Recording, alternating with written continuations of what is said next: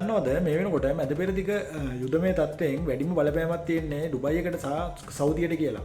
ඉතින් ඒ රටවල් දෙකට වැඩිම බලපෑමක් එල්ල වෙලා තියෙනවා. මොකද ඒ රටවල් දෙකෙන් ඇමරිකාවට සහාය පළ කිරීමත් සමග ඉරානයෙන් කියලා දෙනවා වැඩියෙන්ම බලපෑමක් එල්ල වෙන්නේ සෞදිය සහ ඩුබයි රාජ්‍යයට කියලා.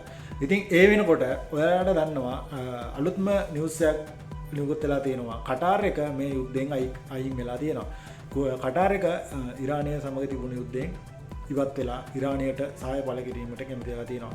මොකද කටාර් එක දන්නවා ඉරානෙත් එක්ක සෙල්ලම් කරන්න ගියොත් අවසානයේ ඉස්රායිලට උන දෙමයි වෙන්නේ කියලා. ඒ හින්දා ඒ කට්ටිය මේ යුද්ධෙන් අයින් වෙලා තියෙනවා.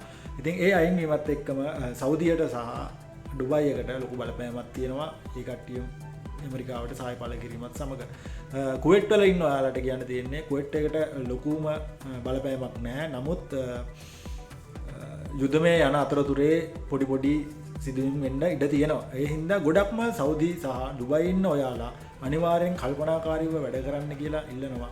ඔයාලා ඔය තෙල් පහදු කරන තැන්වල එතකොට පබ්ලිෂ් තැන්වල සෙනඟ ගොඩක් ගැවසෙන තැන්වල එළියට පහළියට යන්න එපා. මොකද ඉරානයේ ලොකුම ටාගට් වෙන්නේ ඒ වගේ තැන්.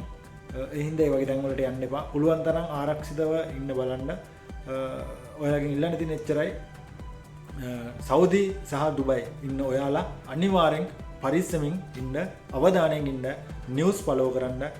ඒ වගේම තමයි මගේ channel එකට අලුත් කෙනෙක් නම් channel එක subscribe කරන්න, notification bell එක click කරන්න. තවත් අලුත් නිවුස් එකකින් හම්බෙමු. හැමෝටම සුබ දවසක්.